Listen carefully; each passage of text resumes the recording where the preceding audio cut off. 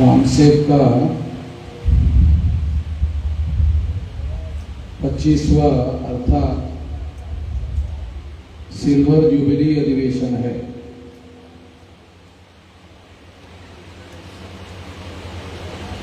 मुझे याद है कि जब हम लोग शुरू में अधिवेशन किया करते थे, एकदम शुरू में 100-200 लोगों से ज़्यादा लोग उपस्थित नहीं होते थे। मगर आज हमारा ये इतना बड़ा हॉल है, यहाँ बैठने के लिए हमारे लोगों को जगह उपलब्ध नहीं हो रही है।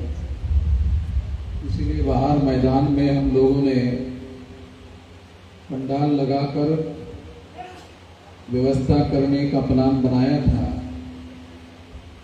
बरसात की वजह से जो वातावरण है वो अनुकूल ना होने की वजह से ये व्यवस्था हम लोग नहीं कर पाए। मगर सिल्वर जुबली अधिवेशन में हाल में उपस्थित से ज़्यादा 2 गुना बाहर लोग हैं, तो इससे एक बात जरूर समझ में आती है कि हम लोग इस सिल्वर जुबली अधिवेशन में बहुत बड़े पैमाने पर आगे बढ़ चुके हैं। बिहार में संगठन बहुत बड़े पैमाने पर आगे बढ़ चुका है। देश में 36 राज्य हैं।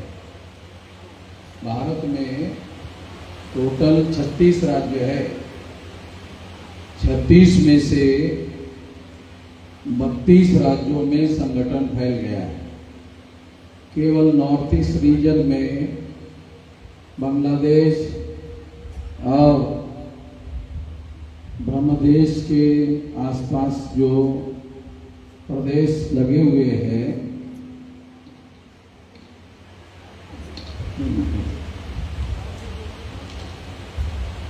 वो प्रदेश जो है केवल बाकी है। और लगभग 36 में से 32 राज्यों में हमारे संगठन का जाल फैल गया है। 769 जिले हैं भारत भर में।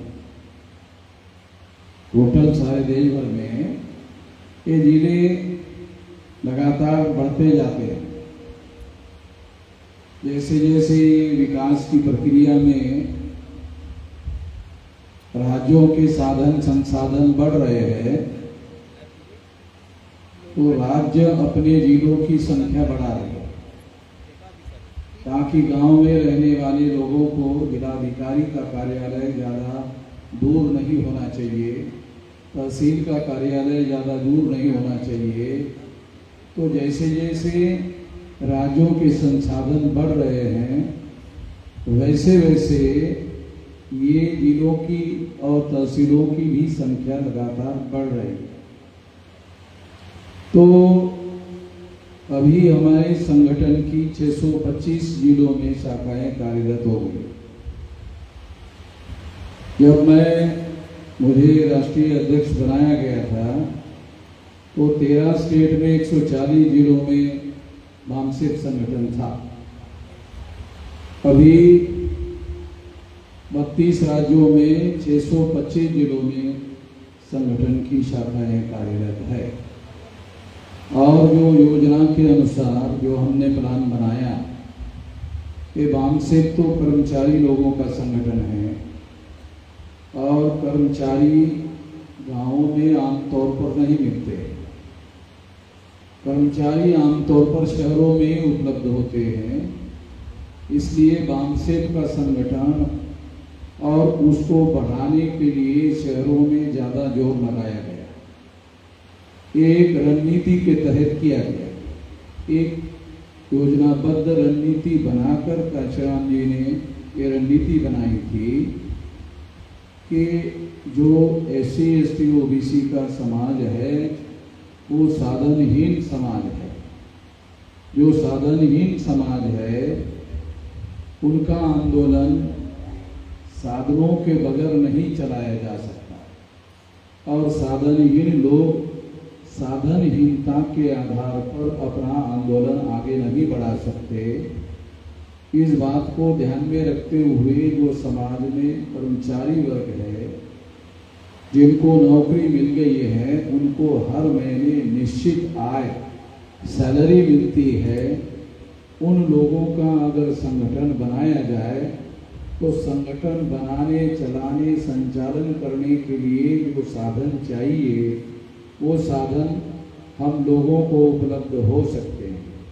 किसी भी संगठन को और आंदोलन को चलाने के लिए बुद्धि, पैसा, हुनर, समय और श्रम 5 साधनों की जरूरत होती है और ये साधन इकट्ठा जो बुद्धिजीवी कर्मचारी है उसके पास उपलब्ध हो सकता है। इस बात को ध्यान में रखते हुए वामसेन कर्मचारियों का संगठन बनाया गया और अब इसको बहुत लंबा समय, मेरी जब उम्र 18 साल कुछ महीने की थी तब मुझे सेंट्रल गवर्नमेंट में जॉब मिल गया और जब मैं ज्वाइन हो गया था तो ज्वाइन होने के बाद पहले दिन जब मैं ज्वाइन हो गया तो मुझे जिस विभाग में, जिस सेक्शन में 6 महीने का ट्रेनिंग करने के लिए रखा गया था, उसके सेक्शन सुपरवाइजर ने मुझे एक सीनियर कर्मचारी के नियंत्रण में काम करने के लिए कि इनके निगरानी नियंत्रण में आप 6 महीना ट्रेनिंग करो। तो वो जो निगरानी नियंत्रण में काम करने के लिए रखा गया था वो व्यक्ति 10 बजे से 6 बजे तक मुझे गवर्नमेंट जो काम है वो काम सिखाता। 6 बजे तक, 10 बजे से 6 बजे तक वो मुझे गवर्नमेंट का काम सिखाता था और 6 बजे के बाद वो वामसेप के मीटिंग में लेके जाता था। 2 ट्रेनिंग होता था मेरा ट्रेनिंग, एक गवर्नमेंट का ट्रेनिंग और एक ट्रेनिंग वामसेप का। मुझे मालूम नहीं था मगर वो व्यक्ति उधर सीनियर कर्मचारी भी था और उधर वामसेप का कार्यकर्ता भी था। तो वो शाम को 6 बजे पहले ही दिन नौकरी लेगा, उसके पहले ही दिन मुझे वामसेप की मीटिंग में लेके गया और वामसेप के लोगों के बीच में बैठकर मुझे जो सुनने को मिला तो मुझे ऐसा लगा कि हाँ ये अच्छा काम है, इसको करना चाहिए। तो उसी दिन से मैं इस काम को करने लगा। तो 18 साल कुछ महीने की मेरी उम्र थी तब से मैं कर रहा हूँ। मेरी उम्र 66 साल है, 48 साल से ज़्यादा समय हो गया। इतने लंबे समय से ये काम मैं कर रहा हूँ और इतना लंबा समय लगाकर ये देशव्यापी संगठन 13 स्टेट में जब मुझे राष्ट्रीय अध्यक्ष बनाया गया तो 140 जिलों में, 13 राज्यों के 140 जिलों में संगठन था। अभी 32 राज्यों के 625 जिलों में संगठन फैल गया। मैं केवल जिलों का नाम आपको बता रहा हूँ, 1-1.5 लाख गांवों में भी फैल गया। तो अभी हमारी जो योजना है वो योजना के अनुसार अभी वामसेप का काम बढ़ाने के लिए मुझे समय लगाने की ज़रूरत नहीं है, क्योंकि ऐसा करने के लिए अभी हमारे पास लाखों लोग देश भर में तैयार हो गए। मुझे इसमें समय लगाने की ज़रूरत नहीं। अभी हम लोगों ने जिस मकसद को, इस व्यवस्था परिवर्तन को करने के लिए हमने ये काम शुरू किया था, उसको करने के लिए हमें सबसे ज़्यादा काम करने की ज़रूरत है। वो काम क्या है? अभी हमको वामसेप को बढ़ाने की ज़रूरत नहीं है। आप लोग यहाँ ज़्यादातर वामसेप के कर्मचारी लोग आए हैं, उन लोगों को मैं खास तौर पर बात समझा रहा हूँ कि अभी आप लोगों को वामसेप बनाने पर ज़्यादा जोर नहीं देना चाहिए। कि बहुत बढ़ गया है, बहुत बन गया है। अभी आपको भारत मुक्ति मोर्चा जो आंदोलन करने वाला संगठन है वो बढ़ाने की जरूरत है, वो बनाने की जरूरत है, वो बढ़ाने की जरूरत है। और 6.5 लाख गांवों में से गांवों में ज्यादा से ज्यादा समय लगाने की जरूरत है। यदि आपके पास जिला के यूनिट है और अगर आप साल के 12 महीने को 3-3 महीने का एजेंडा बनाते हो, कार्यक्रम बनाते हो, तो जिले में 3 महीने में आप सारे तहसीलों में आप संगठन बना सकते हैं। जिले का जो यूनिट है उसमें जो कार्यकर्ता है, संख्या है, उसके आधार पर तहसीलों में 3 महीने में आप संगठन बना सकते हैं। 3 महीने में नहीं बना 6 महीने में बना सकते हैं, 6 महीने में नहीं बना साल भर में बना सकते हैं। यानी ज्यादा से ज्यादा साल भर में सारे तहसीलों में आपका संगठन फैल जाएगा। और अगर तहसीलों में संगठन बन गया तो फिर आपको तहसीलों के लोगों की मदद से जिला यूनिट के लोगों को प्रत्येक गांव में जाने की जरूरत नहीं है। तहसील के जो कार्यकर्ता है उसकी मदद से, क्योंकि एक तहसील में बिहार में 100, 125 या 150 या बहुत ज्यादा हुआ 200 गाँव होंगे। कितना गाँव हो सकता है? 100, 45,000 सारे बिहार में है। एक जिले में कितने जिले हैं? 38 जिले हैं और 45,000 गांव है, तो 15,000 गांव एक जिले में आता है। तो ज्यादा से ज्यादा एक तहसील में 100, 125 या 150 गांव आते हैं। अगर 100, 125 और 150 गांव मैक्सिमम मान लें, अगर तहसील में आपके पास कार्यकर्ता हैं उसका आप प्रशिक्षण ले लो। अगर आपने प्रशिक्षण लिया, ट्रेनिंग दिया, तो आपके ट्रेनिंग में 50-100 लोग हो सकते हैं और उसमें काम करने वाले लोग 10-5 लोग आपके काम करने वाले मिल जाएंगे। क्योंकि जो भी हमारा ट्रेनिंग कैंप है, ट्रेनिंग जो लिया जाता है, उसमें अगर 100-200 लोग हाजिर रहते हैं तो कोई भी आदमी वेस्ट नहीं जा सकता। या तो कार्यकर्ता बनेगा, या तो वेल विशर बनेगा, या तो डोनर बनेगा, या तो सपोर्टर बनेगा, कोई न कोई कुछ न कुछ जरूर बनेगा। दिन भर अगर कोई सुन रहा है तो वो वेस्ट नहीं जाएगा, और दिन भर सुनने के बाद अगर जो वेस्ट जाएगा तो वो ओरिजिनली वेस्ट है।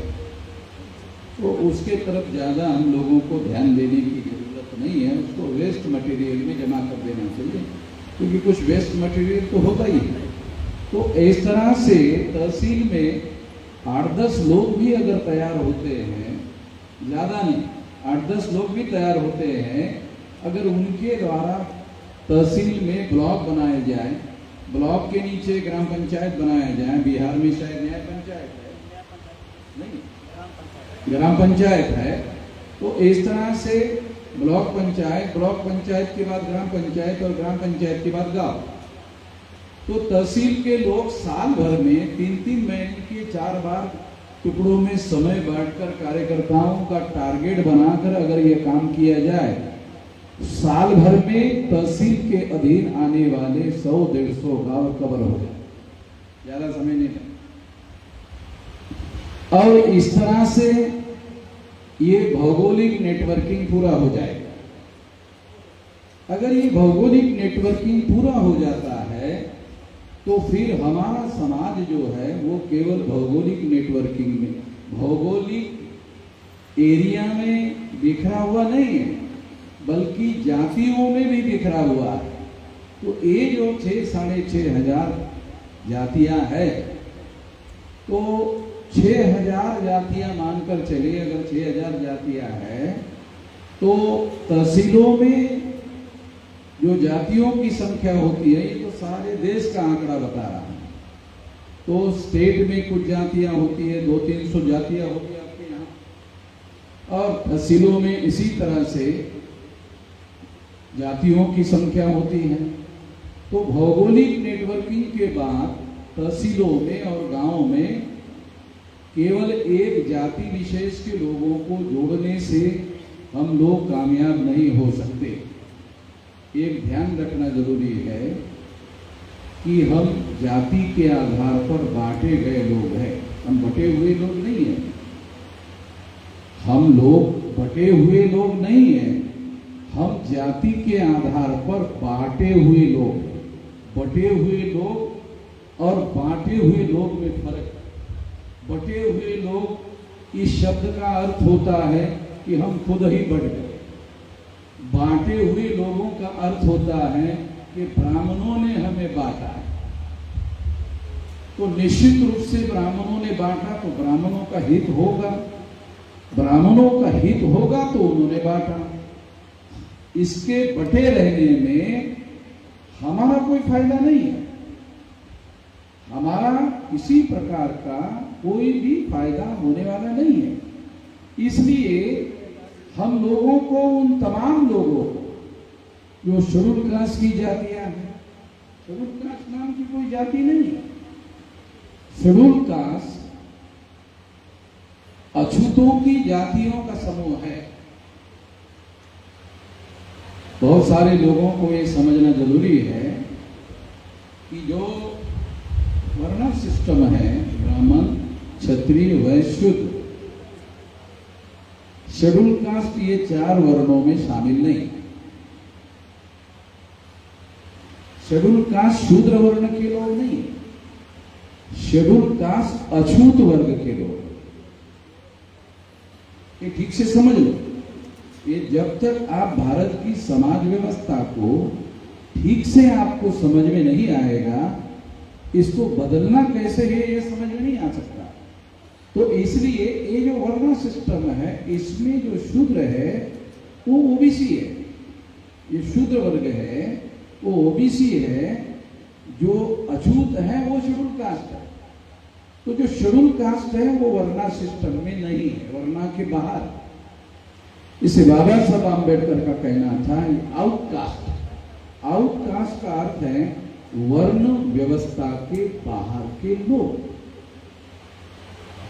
आप लोग शायद वर्ण व्यवस्था को ही प्रधान व्यवस्था समझते होंगे। नहीं, केवल वर्ण व्यवस्था नहीं, वर्ण व्यवस्था के बाद जाति व्यवस्था। वर्ण व्यवस्था में तो केवल 4 वर्ण है, मगर जाति व्यवस्था में 6000 से ज्यादा जातियां हैं।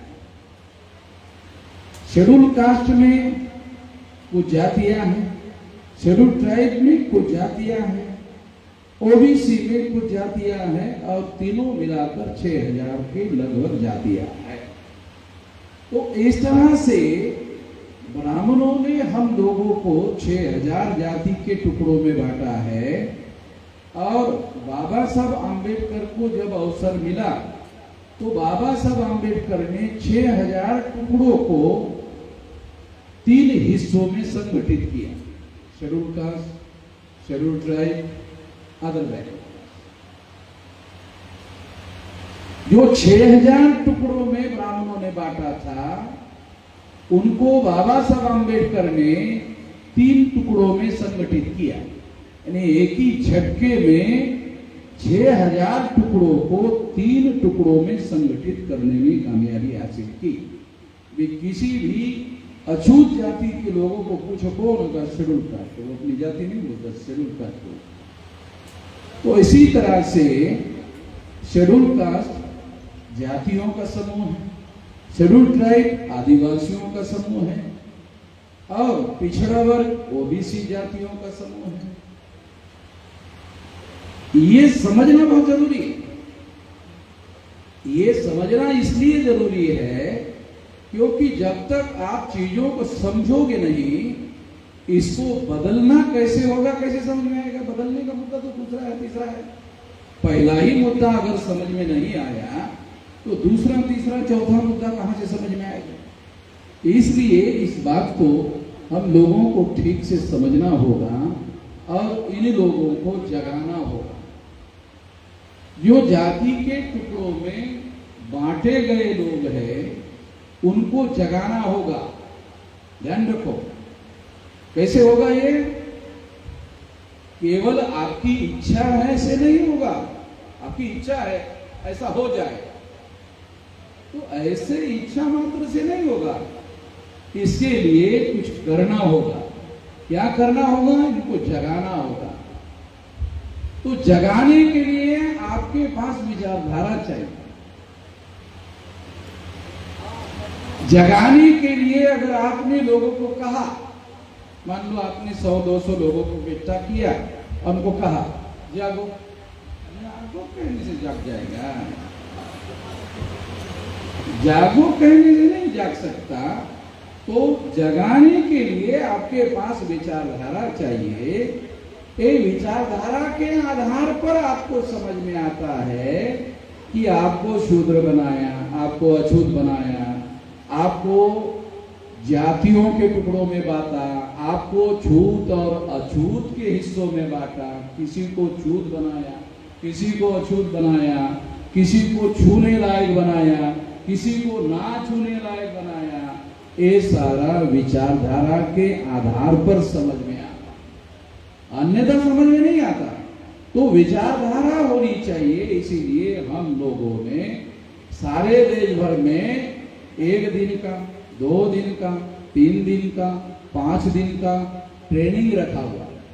हम कार्यकर्ताओं को ट्रेनिंग देते हैं। 1 दिन, 2 दिन, 3 दिन, 5 दिन का ट्रेनिंग देते हैं, क्योंकि ये 2-3 हजार साल की बीमारी है। तो पहले बीमारी को तो समझ ले। अगर बीमारी ही समझ में नहीं आई तो इलाज कहां से शुरू होगा? कभी भी कोई भी डॉक्टर, अगर कोई बीमार किसी डॉक्टर के पास जाता है तो वो इसको क्या बीमारी हुई तो पहले इसको समझने की कोशिश करता है डॉक्टर। तो डॉक्टर उसको सवाल पूछता है। डॉक्टर जो है बीमार को सवाल पूछता है, खाना खाते हो कि नहीं? पेट भर भूख लगती है क्या? है भूख लगती है? खाने की इच्छा होती है? अच्छा, पानी वगैरह पेट भर में पीते हो कि नहीं? कितने गिलास पीते हो? डॉक्टर पूछता है। और पेट पूरी सवेरे साफ होता है कि नहीं होता है? तो ऐसे तमाम सवाल जो है वो पूछता है डॉक्टर। तमाम प्रकार के सवाल पूछता है और फिर वो जानकारी लेता है, आपसे जानकारी लेता है। और उसी तरह से ये जो समाज का आंदोलन है, तो समाज की भी एक बीमारी है। एक आदमी की बीमारी है, एक समाज की बीमारी है। आदमी की बीमारी शारीरिक होती है और समाज की बीमारी सामाजिक होती है। तो उसकी समस्याएं जो हैं वो अलग होती हैं। वर्ण की बीमारी है, जाति की बीमारी है, अस्पृश्यता की बीमारी है, छूत अछूत की बीमारी है, और इसने गरीबी पैदा की।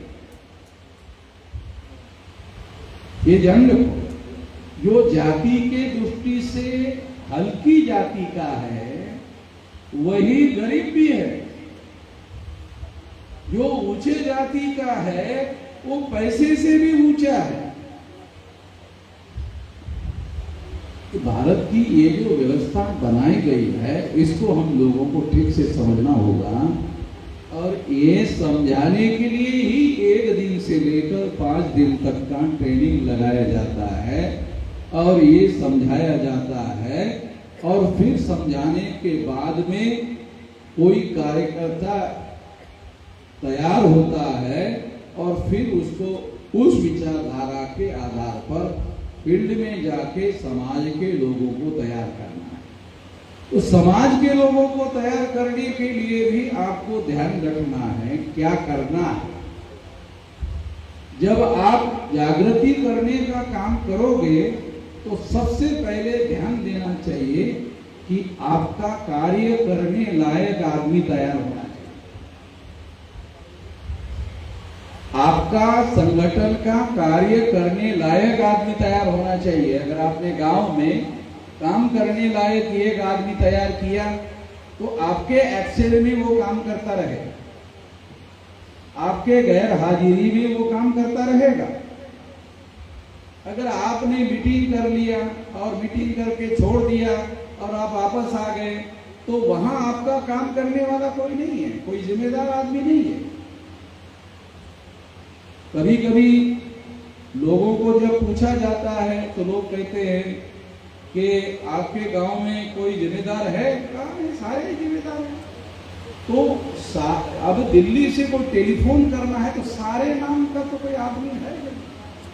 टेलीफोन करना है तो सारे नाम का कोई आदमी तो है नहीं, कोई ना कोई जिम्मेदार होना चाहिए। और वो जिम्मेदार आदमी को ट्रेनिंग लेकर के वहां तैयार किया जा सकता है और इस तरह से उसको वहां रख करके, अगर आप यहाँ जितने गांव हैं 45,000 गांव है, तो एक गांव में एक कार्यकर्ता आपका तैयार होना चाहिए और वो प्रशिक्षित होना चाहिए और कम से कम एक दिन का ट्रेनिंग लिया हुआ होना चाहिए ताकि गांव में एक काम कर सके। दूसरा काम जो है, गांव में किसी एक जाति का आप आदमी अगर आपने जोड़ दिया, उससे आपका काम होगा नहीं। आपको शेड्यूल कास्ट के लोग होंगे, उसकी जातियां होगी, शेड्यूल ट्राइब के लोग होंगे, उसके जमात के लोग होंगे, ओबीसी के लोग होंगे, उनकी जातियां होगी। तो इसलिए तमाम प्रकार के लोगों में काम करना जरूरी है और इस तरह से उन लोगों को जगाने का काम पहले करना पड़ता है। ये सारी बातें जगाने के आधार पर जो आप जग गए का मतलब है वह आप वेल इन्फॉर्म हो। अब जग गए का क्या मतलब है? आप वेल इन्फॉर्म हो गए, आप अपने समाज के प्रति वेल इन्फॉर्म हो गए, आपके आंदोलन के प्रति वेल इन्फॉर्म हो गए, आप जानकार हो गए। ये नहीं कहा जा सकता कि आप ज्ञानी हो गए। जानकार होना, ज्ञानी होना भी अलग बात है। जानकार होना एक अलग बात है। जानकारी के लिए अंग्रेजी में शब्द है इंफॉर्मेशन और ज्ञान के लिए शब्द है नॉलेज। तो नॉलेज अलग है और जानकारी अलग है। तो ज्ञान क्या है? Applied information is knowledge. Applied information का मतलब क्या है? जो जानकारी उपयोग की जा चुकी है और वो जानकारी सफल हो गई है, वो जानकारी का फायदा हुआ है, संगठन को भी हुआ है, कार्यकर्ता भी हुआ है, समाज को भी हुआ है।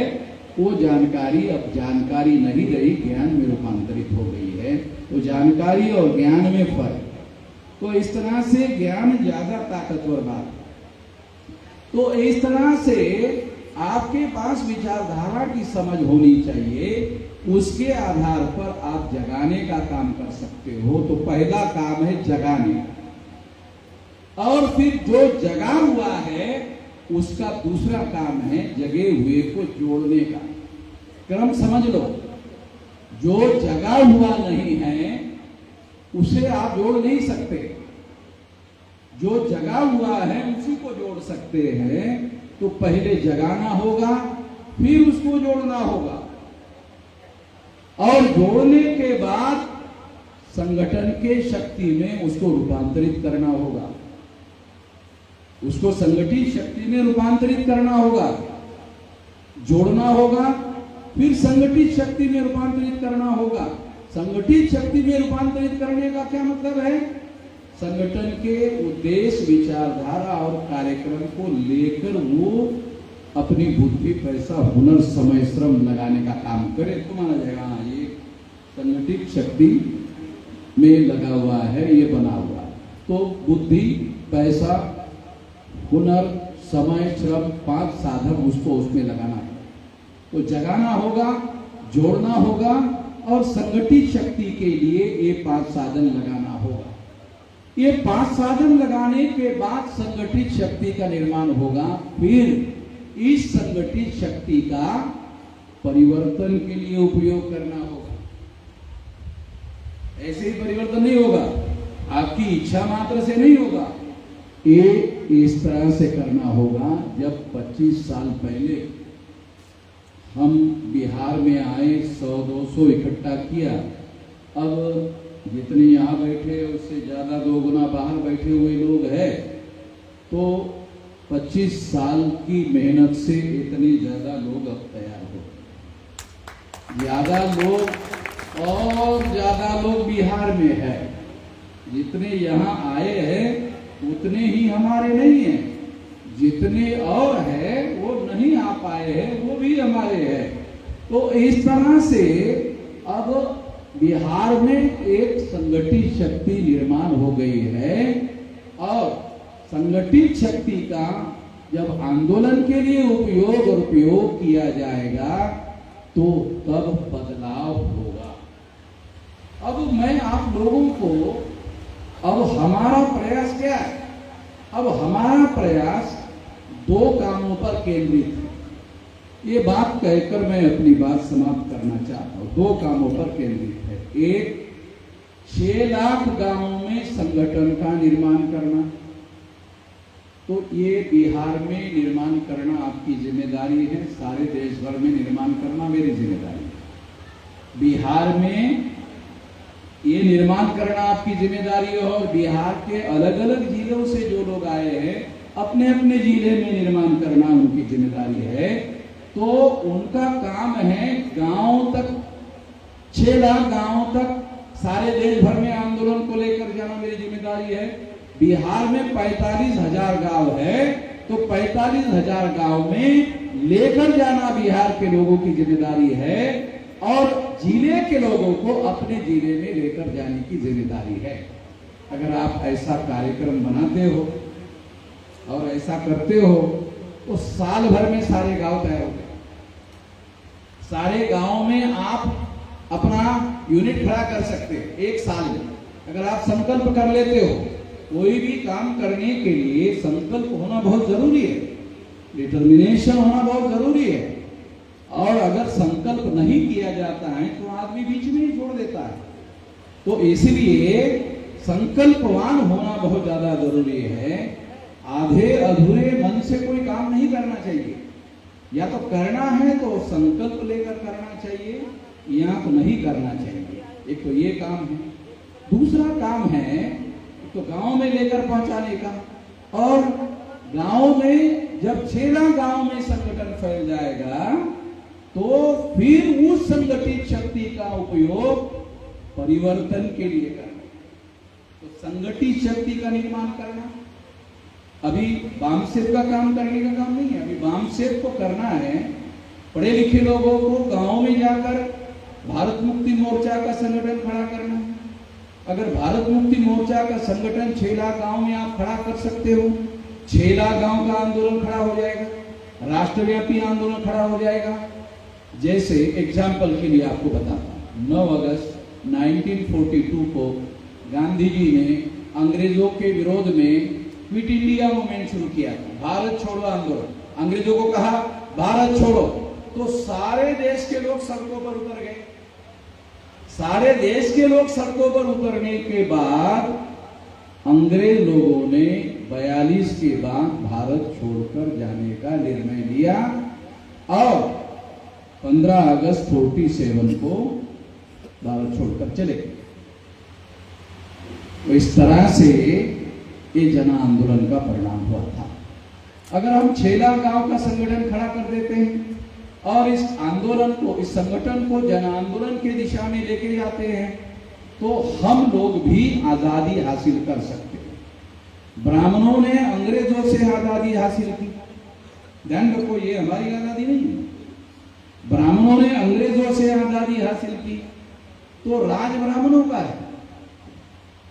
अभी जो राज है वो ब्राह्मणों का है। अभी बीजेपी का राज है। बीजेपी के पहले किसका था? कांग्रेस का था। कांग्रेस की स्थापना किसने की? चटर्जी, मुखर्जी, बनर्जी, गोखले, तिलक, आगरकर, ये ब्राह्मणों ने कांग्रेस की स्थापना की 1885। सारा रिकॉर्डेड बात बता रहा हूं। एक कांग्रेस की स्थापना ब्राह्मणों ने की। ब्राह्मणों ने अंग्रेजों की गुलामी से आजादी हासिल की। परिणाम क्या हुआ? ब्राह्मणों का प्रधानमंत्री बना पंडित जवाहरलाल नेहरू। भाई आपको एविडेंस के लिए बता रहा हूं ताकि आपको पता चले ब्राह्मणों ने अपना प्रधानमंत्री पंडित जवाहरलाल नेहरू को बनाया। तो कांग्रेस ब्राह्मणों का संगठन है। फिर आरएसएस ने दूसरा ब्राह्मणों का संगठन खड़ा किया, भाजपा। और भाजपा ने अपनी सरकार बनाई। उसका प्रधानमंत्री नरेंद्र मोदी को एक पिछड़े वर्ग के आदमी को बनाया। वो पिछड़े वर्ग का आदमी अपने ओबीसी के लोगों की गिनती करने का भी फैसला नहीं कर पाया 10 साल में। जो प्रधानमंत्री आरएसएस के ब्राह्मणों ने बनाया, वो प्रधानमंत्री पिछड़े वर्ग का है, वो पिछड़े वर्ग की गिनती नहीं कर पाए। सारे देश के लोगों की छोड़ो, पिछड़े वर्ग के लोगों की गिनती नहीं कर पाया। इसका मतलब क्या है? इसका मतलब है Narendra Modi is not a real prime minister of India, he is a nominated prime minister of India and nominated by RSS प्रेमी। आरएसएस के ब्राह्मणों के द्वारा नरेंद्र मोदी नॉमिनेटेड प्रधानमंत्री है। नॉमिनेटेड अंग्रेजी शब्द है, इसका हिंदी में ट्रांसलेशन होता है नामधारी।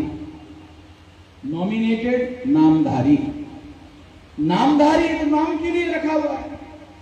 तो देखो भाई, पिछड़े वर्ग का प्रधानमंत्री हमने बनाया, तो पिछड़े वर्ग के लोगों ने पिछड़े वर्ग के लोगों को प्रधानमंत्री बनाया, तो पिछड़े वर्ग के लोगों ने समर्थन दे दिया। समर्थन देने के बाद वो पिछड़े वर्ग के लोगों की गिनती ही नहीं कर पाया, तो साबित हो गया कि वो आरएसएस का नॉमिनेटेड प्रधानमंत्री है, आरएसएस का रखा हुआ प्रधानमंत्री है। तो इसीलिए वो पिछड़े वर्ग का कोई काम नहीं कर पाया। इसलिए हम लोगों को हमारा होना चाहिए। तो इस बात को ध्यान में रखते हुए हमारे लोगों का हम लोग संगठन बना रहे हैं और संगठित शक्ति का निर्माण कर रहे हैं। इसीलिए जिन लोगों को हक और अधिकार नहीं मिला, आजादी मिलने के 75 साल हो गए, इसके बावजूद भी नहीं मिला हक और अधिकार। अभी भी तमाम ऐसी समस्याएं हैं जो अंग्रेजों के समय में थी और अभी भी वैसी की वैसी है। किसी प्रकार का कोई मौलिक बदलाव नहीं हुआ है। इसलिए हम लोग, हमारा संगठन होना चाहिए, हमारा आंदोलन होना चाहिए और हमारे लोगों के लिए आवश्यक बदलाव होना चाहिए, परिवर्तन होना चाहिए। इसलिए दूसरा एजेंडा है संगठित शक्ति के आधार पर, संगठित आंदोलन के आधार पर परिवर्तन करना। परिवर्तन करने के लिए हम संगठित कर रहे हैं। तो आपको ये बात क्यों समझाई जा रही है? ये बात आप अपने गांव में रहने वाले लोगों को समझाओ कि ये हम लोगों की समस्या है और उसको हम बदलना चाहते हैं। वर्ण के आधार पर बनाई गई व्यवस्था, जाति के आधार पर बनाई गई व्यवस्था, अस्पृश्यता के आधार पर बनाई गई व्यवस्था, आदिवासियों के सेग्रीगेशन के आधार पर बनाई गई व्यवस्था, पिछड़े वर्ग को शूद्रत्व थोपने वाली व्यवस्था और महिलाओं को दास बनाने वाली व्यवस्था, ये बदलना है। ये व्यवस्था हम लोगों को बदलना है। और बदलकर क्या करना है? तो भारत के संविधान में preamble of the constitution is the objective of the constitution में बाबा साहब अम्बेडकर ने लिखा, भारत के संविधान के पहले पन्ने पर लिखा, समता, स्वतंत्रता, बंधुता और न्याय पर आधारित समाज और राष्ट्र का निर्माण करें। ये तो बाबा साहब अम्बेडकर ने पहले ही संविधान में लिख के रखा हुआ। आपने कभी संविधान का पहला पन्ना ठीक से नहीं पढ़ा होगा। संविधान का पन्ना अगर पढ़ा भी होगा तो ठीक से समझा नहीं होगा। वो संविधान का ऑब्जेक्टिव है और संविधान जिन लोगों ने बनाया उसके लिए वो ऑब्जेक्टिव है कि हमें समता, स्वतंत्रता, बंधुता और न्याय पर आधारित समाज और राष्ट्र का निर्माण करने के लिए संगठित शक्ति चाहिए। इसके आधार पर पुनर्रचना करनी है। ब्राह्मणों ने 6000 टुकड़ों में बांटने वाले समाज की रचना की। हमें पुनर्रचना करना है समाज की, और ये पुनर्रचना समता, स्वतंत्रता, बंधुता और न्याय पर आधारित समाज और राष्ट्र का पुनर्निर्माण करना है, पुनर्रचना निर्माण करनी है। ये कॉन्स्टिट्यूशन के पहले पन्ने पर बाबा साहब अम्बेडकर ने लिखा। पता नहीं आप लोगों ने पढ़ा नहीं हो, आप लोग पढ़ लो। संविधान की कॉपी बामसेब के प्रत्येक व्यक्ति को कॉपी मिलती है भारत सरकार की, छोटी सी। उसमें ओरिजिनल अंग्रेजी होता है एक पन्ने पर और एक पन्ने में हिंदी में होता है। अंग्रेजी में पढ़ लो, नहीं समझ में आए हिंदी में पढ़ लो। और बहुत बार जो ब्राह्मणों ने हिंदी में ट्रांसलेट किया वो अंग्रेजी समझ में आती मगर हिंदी समझ में नहीं आती, ऐसी हिंदी में ट्रांसलेट किया हुआ है। तो दोनों लैंग्वेज वाला छोटा संविधान की कॉपी मिलती है, मानसिक के कार्यकर्ताओं को जरूर पढ़ना चाहिए, एक बात। दूसरा, संविधान में फंडामेंटल राइट पढ़ने चाहिए। हमारे लोगों को बहुत सारी बातें समझ में नहीं आती, तो इस तरीके से आपको पता चलेगा कि बाबा साहब आम्बेडकर ने आपको एम्पावर कर दिया, आपको शक्तिशाली अधिकार देकर कर दिया। पता ही नहीं हमारे लोगों को उस अधिकार का, उसी अधिकार का उपयोग करते तो मैंने सारे देश भर में इतना विशाल संगठन खड़ा किया। अगर एक आदमी ऐसा कर सकता है तो बिहार में हजारों, कई हजार लोग कार्य करता है, तो ये बहुत बड़े पैमाने पर कर सकते हैं। तो आपको टाइम बॉन्ड बनाकर, कालबद्ध कार्यक्रम बनाकर ये काम आप कर सकते हैं, ऐसा आपको करना चाहिए। अगर आप ऐसा करते हो तो निश्चित रूप से बहुत बड़ा बदलाव जो है हमारे ही शक्ति के आधार पर हम ला सकते हैं। हमें ऐसा करना होगा, कोई दूसरा बदलाव करने वाला नहीं है। बीजेपी वाले बदलाव करेंगे, बिल्कुल करने वाले नहीं, क्योंकि बीजेपी अगर समाज रचना में बदलाव करेंगे तो बीजेपी को बनाने वाले ब्राह्मण हैं और ब्राह्मण हमारे सर पर बैठे हुए हैं। अगर ये पुनर्रचना हो गया तो ब्राह्मण धड़ाम से नीचे गिर जाएगा, ऐसा गिराने का काम तो ब्राह्मण नहीं करेगा। तो ये व्यवस्था ऐसी खड़ी व्यवस्था है ब्राह्मण क्षत्रिय वैश्य शूद्र की, ये ऐसी, ये वर्टिकल है, इसको हॉरिजॉन्टल करना है। ऐसे होने से क्या होगा, ये सारे बराबर हो गए। ये ऐसे है, ऊंच है, फिर उसके नीचे है, फिर उसके नीचे है, फिर उसके नीचे है, फिर और नीचे है, फिर और नीचे है, फिर और नीचे है। ये तो ऊंच और नीच पर खड़ी हुई व्यवस्था है। अगर इसको इस तरह से, ये जो वर्टिकल है, इसको इस तरह से हॉरिजॉन्टल बनाओ, ये बराबर हो जाएगा। समता, स्वतंत्रता, बंधुता और न्याय पर आधारित व्यवस्था ऐसी हॉरिजॉन्टल, ऐसा बनाया जा सकता है। ऐसा कब बनाया जा सकता है, संगठित शक्ति के आधार पर बनाया जा सकता है। क्योंकि जो लोगों ने अन्याय की व्यवस्था बनाई उसको रिक्वेस्ट करके बदलाव होने वाला नहीं। पंडित जी ये बराबर नहीं है, 2-3 हजार साल से आप ऐसा कर रहे हैं, अच्छा नहीं है, ये आप बदल दीजिए, बराबर नहीं है, इंसानियत के लिए ठीक, वो मानने वाला नहीं है, तो बिल्कुल मानने वाला नहीं। संगठित शक्ति इसलिए चाहिए क्योंकि आवश्यकता पड़ी तो पिछवाड़े पे लात मारना पड़ेगा। आवश्यकता पड़ी तो संगठित शक्ति होने के बाद लात मारने की जरूरत नहीं रहेगी, क्योंकि SC ST OBC के समर्थन से ही तो दिल्ली में चले जाते हैं, कांग्रेस वाले भी हमारे समर्थन से जाते हैं, बीजेपी वाले भी हमारे समर्थन से जाते हैं। अगर हमारे लोगों को ही समर्थन करना शुरू कर दे, उनको समर्थन बंद हो जाएगा और इस तरह से ये एक प्रकार से पिछवाड़े पे लात हो जाएगा। तो बदलाव होना है, ये सिंपल करना है और इसके लिए आपको पैर उठाने की भी जरूरत नहीं।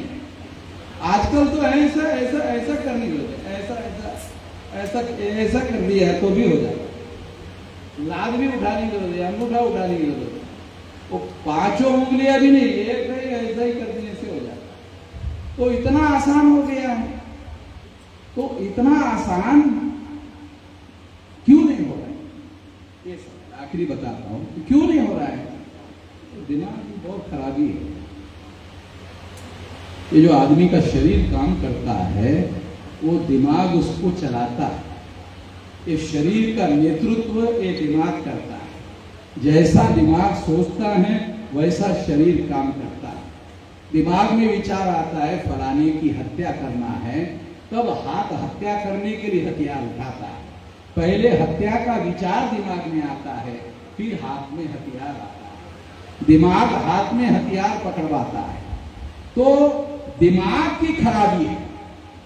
हम लोग दिन भर ऐसी चर्चा करते रहते हैं, काहे कि नहीं, दिमाग बहुत खराब है। दिमाग जो हमारे लोगों का है, लोग हमारे हैं, दिमाग हमारा नहीं। लोग हमारे हैं, मगर हमारे लोगों का दिमाग बीजेपी का है, कांग्रेस का है, किसी ब्राह्मण का है, किसी और ब्राह्मण का है, तो उनका काम करते रहते हैं। तो अपना काम करने से परिवर्तन होगा और इसके लिए अपना संगठन और अपनी संगठित शक्ति का निर्माण पर हमें जोर देना होगा, इससे बदलाव होगा। ये काम आप करेंगे, मैं आशा करता हूं कि ये काम आप करेंगे। अगर ये काम आप करते हो तो जो तमाम प्रकार का बदलाव हम करना चाहते हैं वो संगठित शक्ति के बल पर हो। ये काम आप करेंगे, इस आशा और विश्वास के साथ आपने मेरी बात ध्यान से सुनी, इसके लिए आभार, धन्यवाद।